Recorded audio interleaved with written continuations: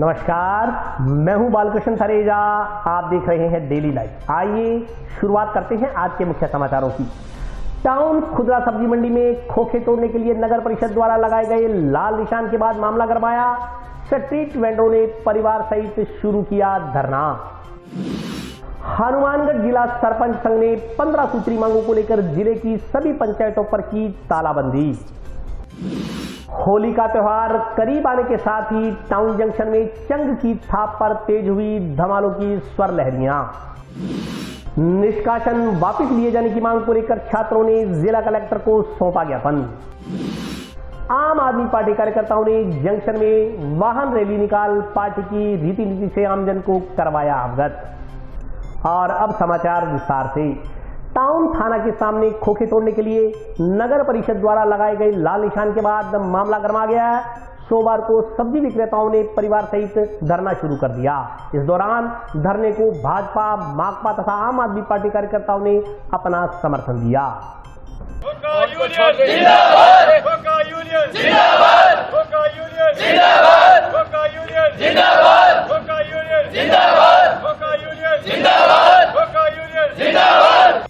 नगर परिषद की ओर से टाउन में पुलिस थाना के सामने कई वर्षों से चल रही खोखा व दुकानों को हटाने के लिए नगर परिषद द्वारा लाल निशान लगाए जाने का मामला गर्माता जा रहा है। इसी कड़ी में सोमवार सुबह सब्जी विक्रेताओं ने टाउन थाना के सामने सब्जी मंडी में धरना आरंभ कर दिया। धरने को भारतीय जनता पार्टी, आम आदमी पार्टी व सीटू के कार्यकर्ताओं ने अपना समर्थन दिया। इस दौरान सब्जी विक्रेताओं ने कहा कि वे पिछले 40 वर्षों से यहाँ बैठे हैं और अब नगर परिषद प्रशासन उनको उजाड़ने पर तुला है। उन्होंने कहा कि नगर परिषद द्वारा इसे अवैध कब्जे बताकर तोड़ने की कार्रवाई की बात की जा रही है। उन्होंने कहा कि यदि ये अवैध कब्जे हैं तो खोखों में दुकानों को हटाकर यहाँ व्यवस्था बनाने का क्या औचित्य है। यह अवैध कब्जे नहीं है, मात्र इसके पीछे नगर परिषद की ओर से स्ट्रीट वेंडरों को उजाड़ना है। सत्ता पक्ष के पार्षद भी स्ट्रीट वेंडरों का सहयोग नहीं कर रहे। उन्होंने कहा कि अपनी रोजी रोटी बचाने के लिए वे किसी भी हद तक जाने को तैयार हैं। धरना स्थल पर मौजूद स्ट्रीट वेंडरों का कहना था कि वे करीब 45 सालों से फल सब्जी बेचकर यहाँ अपना कारोबार कर रहे हैं। अब प्रशासन उन्हें उजाड़ने पर उतारू हो रहा। उन्हें कोई नोटिस भी नहीं दिया गया। 4 दिन पहले 11 मार्च की शाम को नगर परिषद के कर्मचारी उनके खोखों में दुकानों पर लाल निशान लगाकर यह कहकर चले गए कि वे सुबह इन्हें तोड़ने आएंगे। तब से वे परेशान चल रहे हैं। पूरे परिवार के भूखों मरने की नौबत आ गई है। प्रशासनिक अधिकारियों से गुहार लगाई गई लेकिन कोई सुनवाई नहीं हुई। स्ट्रीट वेंडरों ने कहा कि उनकी मांग है कि नगर परिषद उन्हें यहाँ से न हटाए, उन्हें इसी जगह इन्हीं खोखों में दुकानों में कारोबार करने की स्वीकृति दी जाए। इस दौरान भारतीय जनता पार्टी के प्रदीप ऐरी ने कहा कि गरीबों की रोजी रोटी नगर परिषद को नहीं छीनने दी जाएगी। उन्होंने कहा कि पूर्व में नगर परिषद ने ही इन स्ट्रीट वेंडरों को कियोस्क के जरिए जगह उपलब्ध करवाई थी। अब नगर परिषद ही उन्हें उजाड़ने पर तुली हुई है। उन्होंने चेतावनी दी कि अगर नगर परिषद ने स्ट्रीट वेंडरों को यहाँ से हटाया तो इसके खिलाफ पूरा शहर एकजुट होकर आंदोलन करेगा।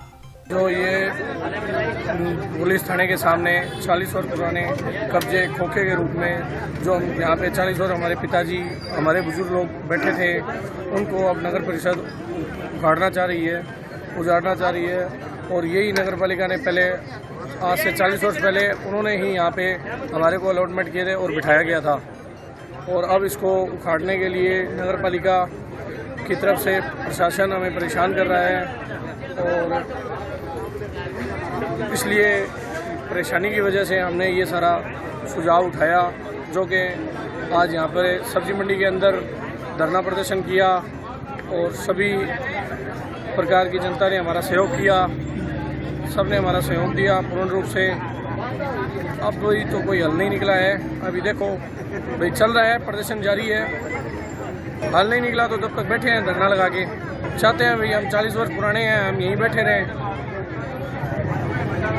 और क्या हमें उजाड़ा ना आ जाए। हमारी रोजी रोटी यही है। यहाँ पे 40 सालों से बैठे हैं। नगर परिषद एक तरफ तो कह रही है कि ये अवैध कब्जे हैं और एक तरफ कह रही है कि हम आपको यहाँ पे मतलब वो जैसे देंगे, लेकिन जब ये कब्जे ही है तो मतलब शेड कैसे लग जाएंगे। ये प्रशासन की और नगर पालिका की गुंडागर्दी है। और यहाँ के जो 35 पार्षद है वो भी जनता का सहयोग नहीं कर रहे हैं, टाउन को उजाड़ने का काम कर रहे हैं।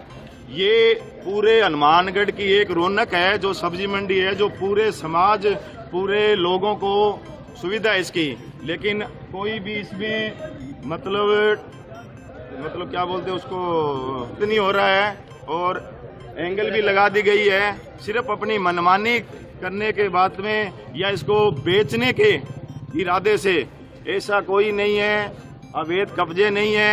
हम 40 सालों से बैठे हैं। जिस चेयरमैन ने 40 साल पहले हमें बिठाया, ठीक है, बहादुर चंद जी जैन साहब ने, क्लेड साहब ने हमें लाके यहाँ बिठाया। यहाँ कुछ नहीं था उस टाइम, टिब्बे थे, ठीक है। शहर की मतलब अच्छी सुविधा हमने बनाई है और है। हम तो मतलब रोजी रोटी के लिए मरने के लिए तैयार हैं। नगर परिषद की ओर से 3 दिन पहले यहाँ पे जो कियोस्क और खोखे लगे हुए हैं, इनके ऊपर लाल चिन्ह लगाया गया था। इन्हें तोड़ने के लिए अल्टीमेटम दिया गया था आज सुबह का।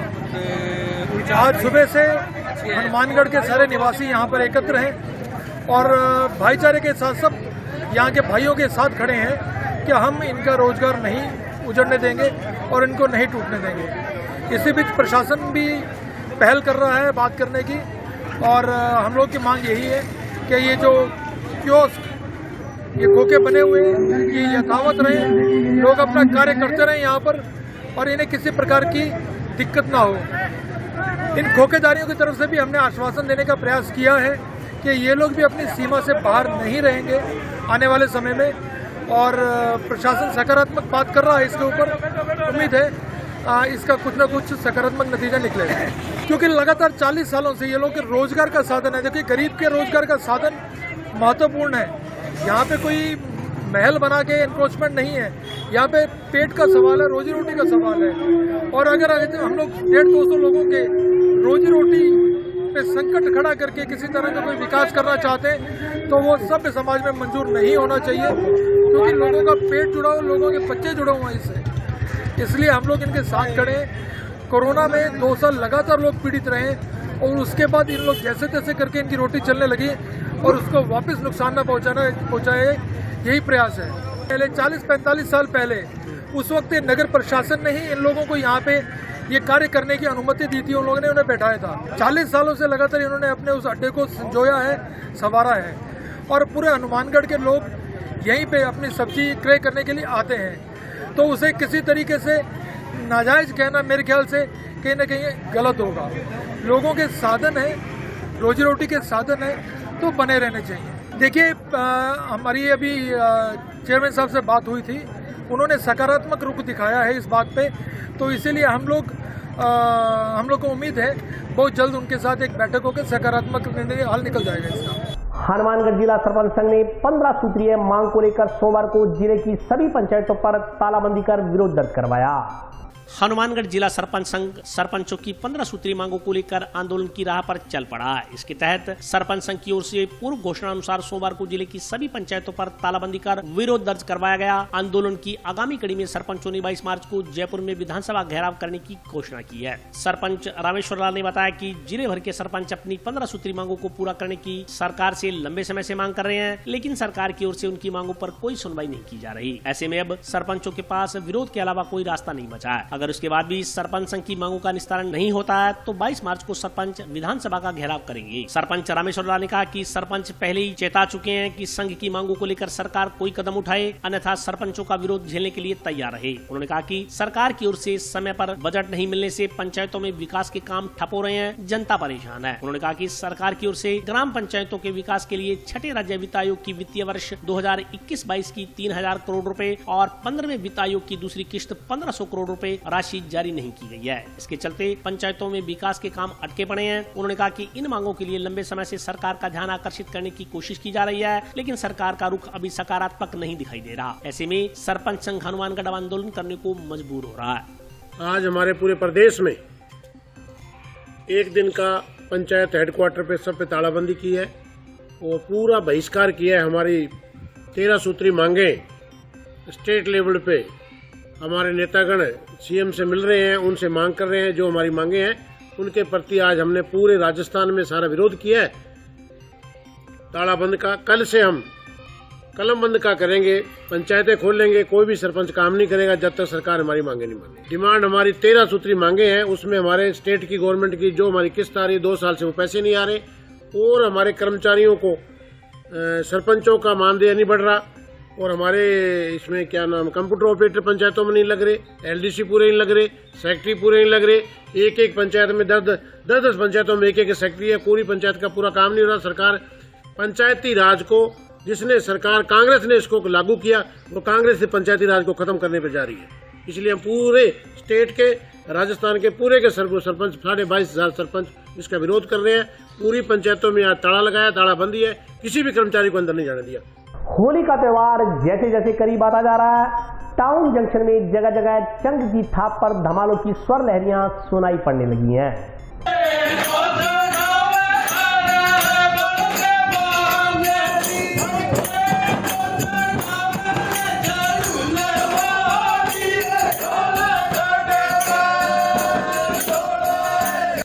होली पर्व के नजदीक आने के साथ ही धमाल शुरू हो गई है। जगह जगह हो रहे फागोत्सव कार्यक्रम में देर रात तक धमालों की स्वर लहरियों पर कलाकार नृत्य का आनंद उठा रहे हैं। जंक्शन में इच्छापूर्ण हनुमान मंदिर धमाल मंडली का फागोत्सव कार्यक्रम लगातार जारी है। कलाकार फागुन के गीत गा रहे हैं। बीती रात भी ढोल नगाड़ों के साथ धमाल की स्वर लहरियों पर रसिया झूमते नजर आए। इस मौके पर धमाल मंडली के कलाकारों ने बताया कि फागुन का महीना चल रहा है। फागुन के माह में होली त्योहार के तहत 10 मार्च से फागोत्सव का विधिवत आगाज किया गया। यह कार्यक्रम 18 फरवरी तक रोजाना रात 9 से 11 बजे तक चला करेगा। इसमें फागुन के रसिया अपनी अपनी धमाल सुना रहे हैं। उन्होंने कहा कि यह धमाल एवं फाग का कार्यक्रम राजस्थानी संस्कृति को जिंदा रखने के लिए किया जा रहा है। पिछले 2 साल में कोरोना काल के चलते यह कार्यक्रम नहीं हो पाया था। इस मौके पर धमाल मंडली के प्रकाश तंवर, महेंद्र तंवर, बाबूलाल, राकेश कुमार, कृष्ण बन्ना, मनोज आदि मौजूद रहे। इसी प्रकार प्राचीन संस्कृति व परंपरा को जीवित रखने के लिए टाउन में गोरबंद चंग पार्टी द्वारा भी धमाल कार्यक्रम का रोजाना आयोजन कर रही है। चंग पार्टी की ओर से लंबे समय से होली त्योहार के उपलक्ष्य में चंग धमाल का कार्यक्रम आयोजित किया जा रहा है। यह कार्यक्रम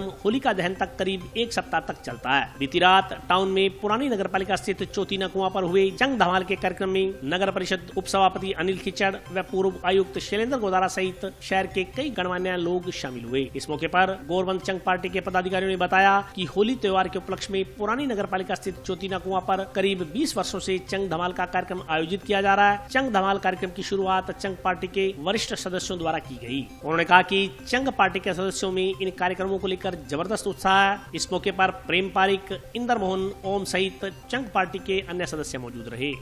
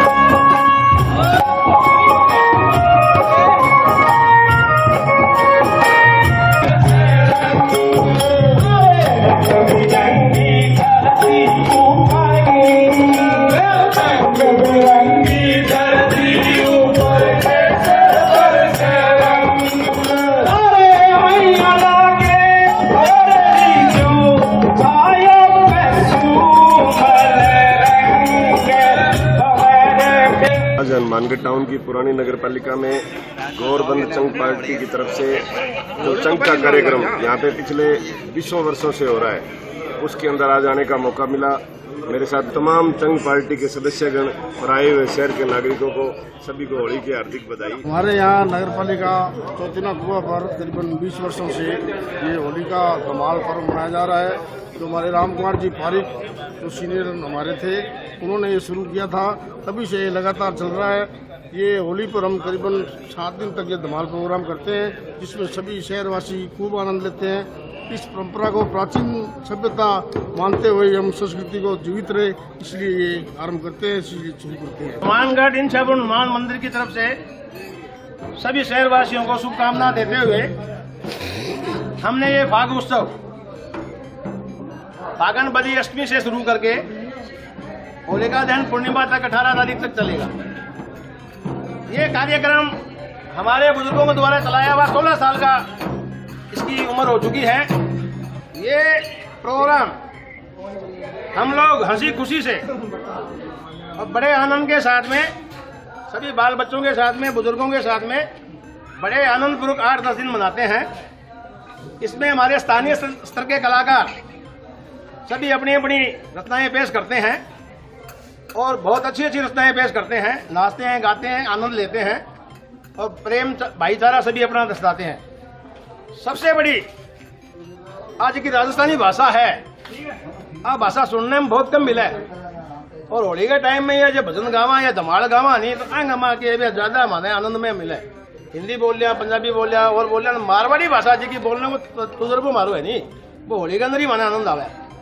तो इस प्रकार से सारा भाई लोग शरीर का रोम खड़ा हो जाता है, एक का रोंगटा ही खड़ा करते हैं। मैं बोलना चाहती हूँ आग लगा, लेकिन भगवान की दया से, बालाजी की कृपा से ये हमारा प्रोग्राम दिन प्रतिदिन बहुत बढ़िया रूप में जा रहा है। धमाल जो सुबह शाम को 9 बजे से लेकर 11 बजे तक सभी कलाकार अपनी सेवा देते हैं, उनको सभी को मैं बहुत बहुत धन्यवाद देता हूँ। जंक्शन में चल रहे अश्व मेले में आज सोमवार को अश्वों के बीच विभिन्न प्रतियोगिताओं का आयोजन करवाया गया। इस दौरान विजेता अश्व पालकों को स्मृति चिन्ह देकर सम्मानित किया गया। जंक्शन में चल रहे अश्व मेले में अश्वों के बीच विभिन्न प्रतियोगिताओं का आयोजन करवाया जा रहा है। आयोजकों ने बताया कि 16वें बटनेर अश्व मेले में छठे दिन प्रतियोगिताओं के आरंभ होने से रोमांच बढ़ गया है। सोमवार को मेले में आयोजन समिति द्वारा प्रतियोगिताएं आयोजित करवाई गयी। सोमवार को आयोजित हुई प्रतियोगिताओं में दूध या दांत बछेरी नुकेरी प्रतियोगिता में शामली यूपी के अश्व पालक सौरभ सुरेश पाल प्रथम, बठिंडा निवासी कुलप्रीत सिंह द्वितीय व हरि सिंह वाला बठिंडा निवासी बलवंत सिंह तृतीय स्थान पर रहे। उक्त प्रतियोगिताओं में अनेकों अश्व पालकों ने अपने अपने अश्वों की प्रतिभाएं दिखाई। इसी तरह मारवाड़ी बछेरी दूधिया दांत ने हनुमानगढ़ के गांव पीर कामड़िया निवासी संजीव बेनीवाल प्रथम, गुड़गांव के हेमंत कुमार द्वितीय व बिठंडा मानवाला के अमोल सिंह तृतीय स्थान पर रहे। विजेताओं को समिति द्वारा नगद पुरस्कार व प्रशस्ति पत्र देकर सम्मानित किया गया। आज इस मेले में प्रतियोगिताएं प्रारंभ की गई। आज की जो प्रतियोगिता है वो मिल्क टीथ की प्रतियोगिताएं हुई है, नुकरा व मारवाड़ी वर्ग की। तो इसमें नुकरा वर्ग में जो फर्स्ट बछेरी आई है वो है सौरभ शामली यूपी से। सेकंड जो बछेरी आई है वह कुलप्रीत सिंह बठिंडा से और थर्ड पोजीशन में है वो बलवंत सिंह बठिंडा से। ये नुकरा वर्ग में बछेरियाँ जीती है। मारवाड़ी वर्ग में मिल्क टीथ में जो बछेरी फर्स्ट आई है वो संजीव बेनीवाल पीर कामड़िया और 2 नंबर पे आई है वो हेमंत गुड़गांव से और 3 नंबर पर अमोलदीप बठिंडा से। ये प्रतियोगिताएं अभी 2 हुई है। इसके बाद अभी 2 प्रतियोगिताएं और होगी और शाम को छोटी चाल का कार्यक्रम। कल 2 दांत की प्रतियोगिताएं होगी, नुकरा व मारवाड़ी दोनों की, बछेरा बछेरी। और अभी वक्त ब्रेक का, हाजिर होता हूँ छोटे से ब्रेक के बाद।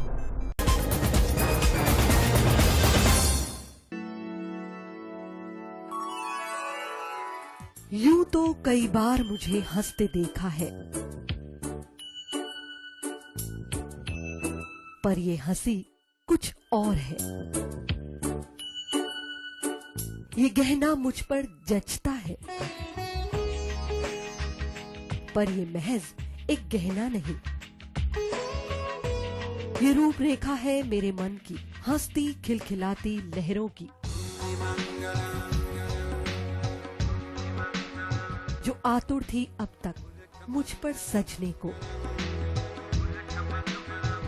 इसलिए ये गहना ही मेरा सच्चा श्रृंगार है, श्रृंगार है, श्रृंगार है।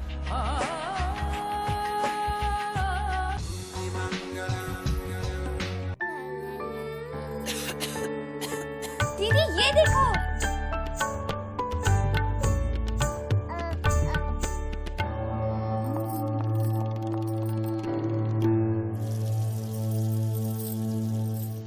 नोवेल कोरोना वायरस बीमारी को फैलने से रोका जा सकता है। खांसी और छींक के बाद और बच्चे को छूने से पहले अपने हाथों को साबुन से धोकर इसे फैलने से रोक सकते हैं। वो डॉक्टर साहब हैं? भाई साहब, खांसी और बुखार था, सोचा चेक करवा लूं।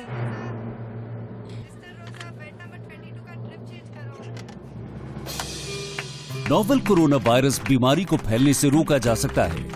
बुखार के साथ खांसी और छींक होने पर तुरंत नजदीकी हेल्थ क्लिनिक या केंद्र जाएं। ब्रेक के बाद स्वागत है। आइए नजर डालते हैं अगले समाचारों पर। मुख्य चिकित्सा एवं स्वास्थ्य विभाग द्वारा जंक्शन स्थित स्वास्थ्य भवन में प्रेस कॉन्फ्रेंस का आयोजन किया गया। प्रेस कॉन्फ्रेंस में चिकित्सकों ने नशे से होने वाले दुष्प्रभावों बारे जानकारी दी।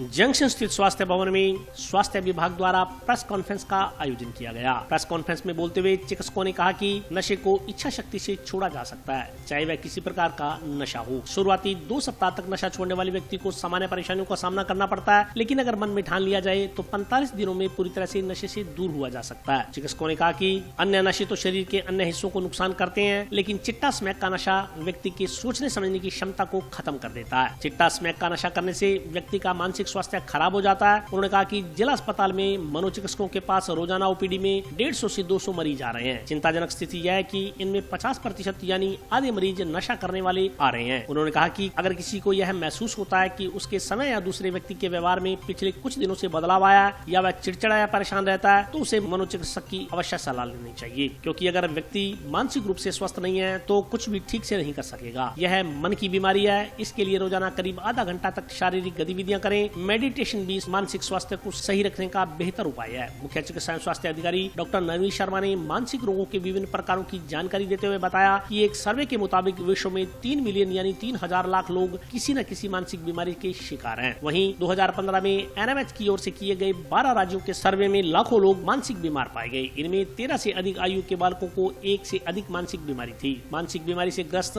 शहरी क्षेत्र के लोगों की संख्या अधिक थी। इस सर्वे में 15 से 18 साल तक की आयु के बच्चे मानसिक बीमार पाए गए। डॉक्टर नवनीत शर्मा ने मानसिक बीमार व्यक्ति में पाए जाने वाले लक्षणों की जानकारी देते हुए बताया कि मानसिक रूप से बीमार व्यक्ति हमेशा चिंतित रहता है, बिना कारण किसी काम में ध्यान नहीं लगता, बिना कारण नाखुश रहता है, छोटी छोटी बातों पर थोड़ी थोड़ी देर में उसे गुस्सा आता रहता है, नींद नहीं आती, एकदम खुश और एकदम नाराज होने लगता है, वह लोगों को पसंद नहीं करता, उसकी दिनचर्या प्रभावित होती है, अपने बच्चों से भी खींच महसूस करता है, उसका स्वास्थ्य खराब रहता है, बिना किसी कारण डरता रहता है, वह खुद को सही व दूसरों को गलत समझता रहता है। ऐसे व्यक्ति के शरीर में अनावश्यक दर्द होता है जो डॉक्टरों की पकड़ में भी नहीं आता। ऐसा व्यक्ति मानसिक बीमार माना जाता है। उन्होंने कहा कि इन बातों को ध्यान में रखा जाए ताकि संबंधित व्यक्ति को गाइड किया जा सके, साथ ही मनोचिकित्सक से सलाह ली जानी चाहिए। सीएमएचओ ने कहा कि महिलाओं को सबसे ज्यादा भावनात्मक सहारे की गर्भावस्था या महामारी के दौरान जरूरत होती है। इसमें सबसे जो प्रमुख बिंदु है वो आमजन से लेके और अंतिम व्यक्ति तक इसकी जन सहभागिता को जोड़कर इस अभियान को हमें सफल बनाना है। इसमें विभिन्न चरणों में कार्यक्रम होंगे जो 31 मई तक लगातार चलेंगे। और इसमें जो फर्स्ट चरण में हमारा जो डीएलसीसी बैठक थी जिला स्तरीय तंबाकू समन्वय समिति की, जो जिला कलेक्टर महोदय के अध्यक्ष होते हैं, उनके अध्यक्षता में 8 तारीख को समस्त डीएलओस की बैठक हो चुकी है और उसमें इस कार्य योजना के जो विभिन्न चरण है उसके बारे में सभी को अवगत करवा दिया गया है। मेंटल हेल्दी पर्सन वो होता है कि जो सभी के बारे में अच्छा सोचे, ऐसा नहीं अपने बारे में अच्छा सोचे। वो अगर आपके बारे में अच्छा सोच रहा है, इसका मतलब मैं अगर आपके बारे में अच्छा सोच रहा हूँ तो मैं मेंटली हेल्दी हूँ। अगर मेरे आपको लेकर विचार अच्छे नहीं है या मैं आपके बारे में गलत सोच रहा हूँ तो मैं मेंटली हेल्दी नहीं हूँ। सबसे बड़ा पॉइंट ये। मेंटल हेल्थ क्या होती है? मेंटल हेल्थ एक वो स्थिति होती है जिसके अंदर कोई व्यक्ति ये महसूस करता है कि वो खुद योग्य है, वो एबल है, लाइफ के नॉर्मल स्ट्रेस उसका सामना कर सकता है। बड़े स्ट्रेस नहीं, नॉर्मल है, नॉर्मल लाइफ में जो स्ट्रेस आ रहे हैं उनका सामना कर सकता है, प्रोडक्टिवली काम कर सकता है और अपने कम्युनिटी को कुछ दे सकता है, कंट्रीब्यूशन कर सकता है। वो आदमी मेंटली हेल्दी माना जाएगा। कि राज्य सरकार की तरफ से अभियान चलाया था, 100 दिवसीय कार्य योजना की हमने चर्चा की है यहाँ पे। 30 अप्रैल को जो अधिक से अधिक तंबाकू के जो हमारी चालानी कार्रवाई की जाती है उस पर चर्चा की गई। और उसके बाद में नेशनल मेंटल हेल्थ प्रोग्राम जो सरकार की तरफ से चलाया जा रहा है, तो उसमें हमारे सभी मीडिया भाई जो भी उपस्थित थे उनका हमने सेशन रखा है और मेंटल हेल्थ से रिलेटेड जो भी उनकी क्वेरीज थी, हमारे नोडल जो जिला नोडल है डॉक्टर ओपी सोलंकी जी ने उनके क्वेश्चन के आंसर दिए हैं। और हमने कोशिश ये की कि मेंटल हेल्थ के बारे में किस तरीके से वार्निंग साइंस होते हैं उनके बारे में चर्चा करते हुए हमारा प्रयास ये है कि सभी हमारे मानगढ़ वासी मीडिया कर्मी से लेकर जो भी हमारे कर्मचारी और जो भी भाई हैं सभी मेंटली हेल्दी रहते हैं। हमने शुरुआत की है कि हमारी जो टीम फ्राइडे को जहाँ भी कैंप होते हैं तो हमारे चिकित्सा संस्थानों में सभी कर्मचारियों का 15 मिनट का हमने सेशन स्टार्ट हुआ है। और जैसे ही स्कूल वापस से खुलेंगे नई उसमें आएंगे तो हम स्कूलों में भी सेमिनार आयोजित करवा के बच्चों के भी मेंटल हेल्थ के बारे में हम उनसे चर्चा करेंगे। तो ये हमारा नया प्रयास है। हमने भी हमारे मीडिया बंधु जो हमारे आए थे उनसे हमने मेंटल हेल्थ से रिलेटेड ही बात की ताकि अगर मीडिया हमारी मेंटली हेल्दी रहेगी तो हमारा समाज अपने आप ही मेंटली हेल्दी हो जाएगा। ये जो प्रेस कॉन्फ्रेंस रखी गई थी, ये निरोगी राजस्थान जो हमारे मुख्यमंत्री साहब की विशेष महत्वपूर्ण योजना है, उसके तहत तंबाकू मुक्त राजस्थान के तहत रखी गई थी। इसके तहत हमारे जो जितेंद्र सोनी जी है हमारे एमडी साहब, उनके द्वारा 100 दिवसीय कार्य योजना बनाई गई है जो सभी जिलों में एक साथ लागू की जा रही है। और इसका जो मुख्य उद्देश्य है वो 31 मई को ग्राम सभा आयोजित करना और जन सहभागिता को अधिक से अधिक एक साथ पूरे जन समूह को जोड़ना, ताकि इस बीमारी को जड़ से समूल नष्ट किया जा सके। 30 अप्रैल 2022 को पूरे राजस्थान में एक साथ अधिक से अधिक कोटवा अधिनियम के तहत चलानी कार्रवाई की जाएगी, जिसमें जिले को अग्रणीय बनाना है। हमारा प्रयास रहेगा। हमारे जिला कलेक्टर साहब बड़े इस कार्यक्रम के देख के संजीदा है और पूरे जिले को प्रथम स्थान पर लाने के लिए सभी विभागों से सामंजस्य स्थापित करते हुए 8 तारीख को बैठक हो चुकी है और हम चाहते हैं आप लोगों भी इसके अंदर हमारा जनसहभागिता को जोड़ते हुए अभियान को सफल बनाएं और 30 अप्रैल को स्वर्णिम अक्षरों में हनुमानगढ़ जिले का नाम दर्ज करें। टाउन स्थित नेहरू मेमोरियल विधि महाविद्यालय से अनुशासनहीनता के आरोप में निष्कासित किए गए छात्रों ने आज मुख्यमंत्री के नाम का ज्ञापन जिला कलेक्टर को सौंपकर निष्कासन वापस लिए जाने की मांग की है। एनएम विधि कॉलेज के छात्रों ने निष्कासन रद्द किए जाने की मांग को लेकर मुख्यमंत्री के नाम का एक ज्ञापन जिला कलेक्टर को सौंपा। ज्ञापन में कहा गया कि वे सभी टाउन एनएम विधि कॉलेज के छात्र हैं जो नियमित रूप से कक्षाओं में अध्ययन कर रहे हैं। दिनांक 7 मार्च को प्रथम वर्ष विधि के छात्रों को प्रोफेसर निखिल सिगची पढ़ा रहे थे जो अंग्रेजी में स्पीच दे रहे थे। ज्ञापन के अनुसार उक्त कॉलेज हिंदी मीडियम में संचालित है, जिससे कुछ छात्रों को इंग्लिश समझने में परेशानी आ रही थी, जिस पर कुछ छात्रों ने निखिल सिगची द्वारा स्पीच देते वक्त उनसे आग्रह किया कि आप अंग्रेजी की बजाय हिंदी में स्पीच दें ताकि तमाम विद्यार्थियों को समझने में परेशानी ना हो। इस पर उक्त प्रोफेसर आग बबूला हो गया व उसने सभी विद्यार्थियों को कक्षा में हिंदी में स्पीच देने से इनकार कर दिया। ज्ञापन के अनुसार उक्त प्रोफेसर ने कहा कि जिन विद्यार्थियों को इंग्लिश समझ में नहीं आती वे कक्षा से बाहर चले जाएं। इस पर कुछ छात्रों ने विरोध किया। ज्ञापन के अनुसार जिन छात्रों ने विरोध किया था उन्हें कॉलेज प्रबंधन द्वारा निष्कासित कर दिया गया। ज्ञापन के अनुसार निष्कासन के संदर्भ में उन्हें कोई नोटिस नहीं दिया गया। आज जब वे कॉलेज गए तो उन्हें इस बात की जानकारी मिली। विद्यार्थियों ने मामले में हस्तक्षेप करते हुए जिला प्रशासन से विद्यार्थियों का निष्कासन रद्द करवाए जाने की मांग की है। सर, हमें 6 छात्रों को निकाला गया है कॉलेज से, राजनीतिक पूर्वक निकाला गया है। हमने कुछ नहीं कहा जी, हमने एक आवाज उठाई थी कि हमें इसमें ना पढ़ा के हिंदी में पढ़ाएं। उस आवाज को हमने उठाई और हमें प्रिंसिपल साहब ने पूरे ढंग से कर दिया भी चलो कोई बात नहीं, इस मामले को रफा दफा कर दिया था। हमें अलग क्लास से स्टार्ट हो गई थी। उसके बाद राजनीतिक दबाव के कारण हमें कॉलेज से नोटिस आता है भी आपको रेस्टिकेट किया जाता है। वो भी हमें आज पता लगता है, छुट्टी के टाइम हमें रेस्टिकेट किया जाता है। मतलब इसमें सारी साजिश रची जा रही है, राजनीतिक पूर्वक साजिश है। कोई नोटिस नहीं दिया जाता, कोई घर पे सूचना नहीं होती हमारे, कोई किसी को पता नहीं होता। ठीक है, प्रिंसिपल साहब से जब पूछते हैं भी आपने घर पे नोटिस भेजा क्या किया कुछ किया, तो वो बोलते हैं अभी हमारे पास एड्रेस नहीं है। और जब हमें प्रिंसिपल साहब बुला के कहते हैं इन 6 बच्चों को रेस्टिकेट किया जाता है, हमारी एप्लीकेशन बनाई जाती है, उसमें एड्रेस भी लिखा हुआ है, हमारे पेरेंट्स का नाम भी है, सब कुछ है। आम आदमी पार्टी कार्यकर्ताओं द्वारा पंजाब में मिली जबरदस्त जीत के बाद सोमवार को जंक्शन में वाहन रैली निकालकर आमजन को पार्टी की रीति नीति से अवगत करवाया गया।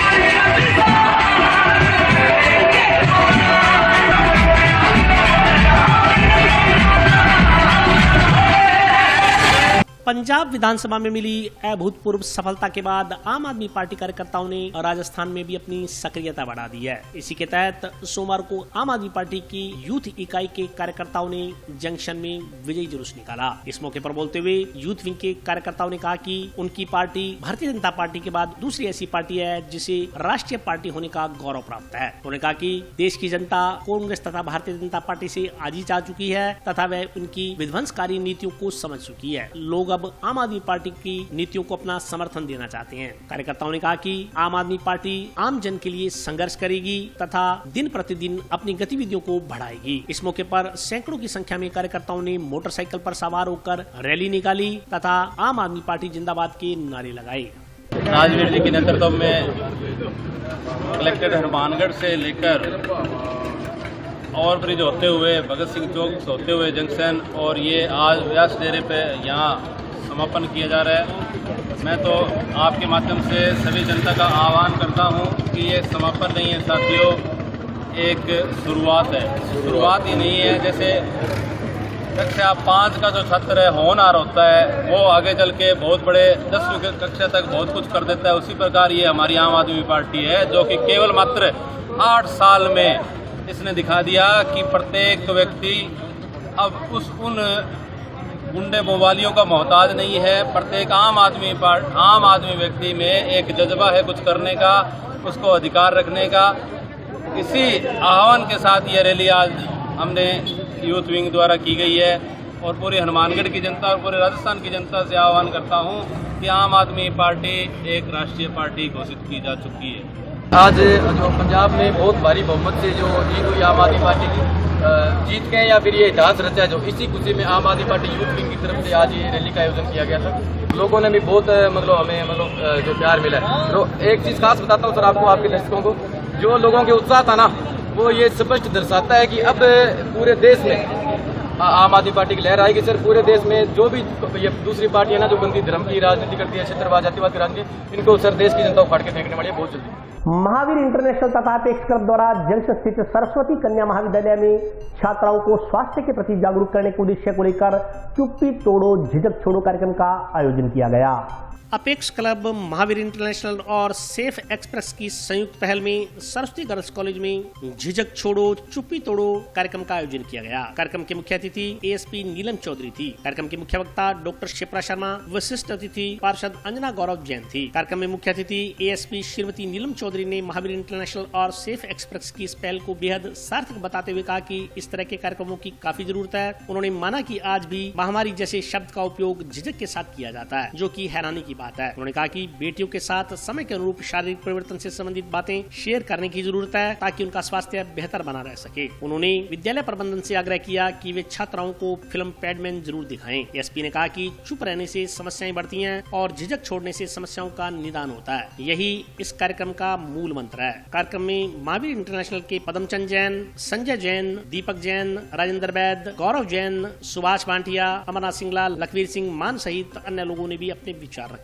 इस दौरान कार्यक्रम के दूसरे सत्र में स्त्री रोग विशेषज्ञ डॉक्टर शिप्रा शर्मा ने अपने संबोधन में कहा कि परिवर्तन एक प्रक्रिया भले ही वह शारीरिक ही क्यों ना हो, इससे घबराने या संकोच करने का कोई मतलब नहीं है। उन्होंने छात्राओं से कहा कि वे इस तरह के सवालों पर चर्चा करें ताकि एक दूसरे का ज्ञानवर्धन हो सके। इस मौके पर छात्राओं ने स्वास्थ्य से जुड़े सवाल भी डॉक्टर शिप्रा शर्मा से पूछे।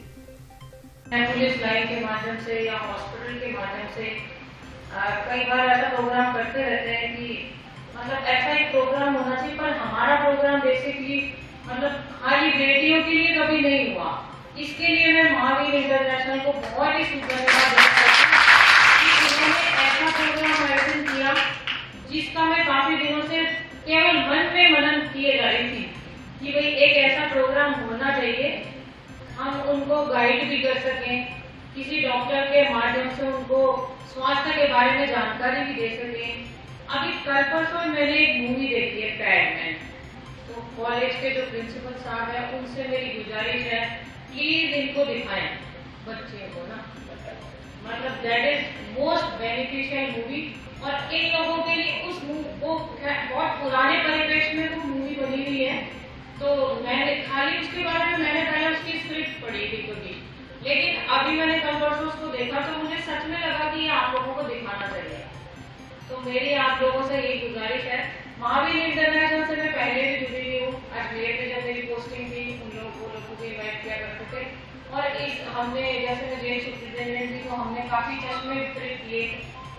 जेल में काफी एक महिला प्रेग्नेंट थी तो जेल में उसको बच्चा हुआ, तो एक मात्र सिर्फ एक फोन कॉल पे वो लोग आए, उनको पालना दिया, बच्चे के कपड़े दिए। मुझे बहुत खुशी हुई कि ऐसे प्रोग्राम आप आयोजन करवाते रहते हैं। ये कन्या महाविद्यालय के प्रांगण में महावीर इंटरनेशनल केंद्र हनुमानगढ़ द्वारा महावीर इंटरनेशनल अपेक्स व सेफेक्स प्राइवेट लिमिटेड के द्वारा गरिमा प्रोजेक्ट की कार्यशाला आयोजित की गई। उसमें हमारे मुख्य अतिथि श्री नीलम जी चौधरी, एडिशनल एसपी हनुमानगढ़ पधारे।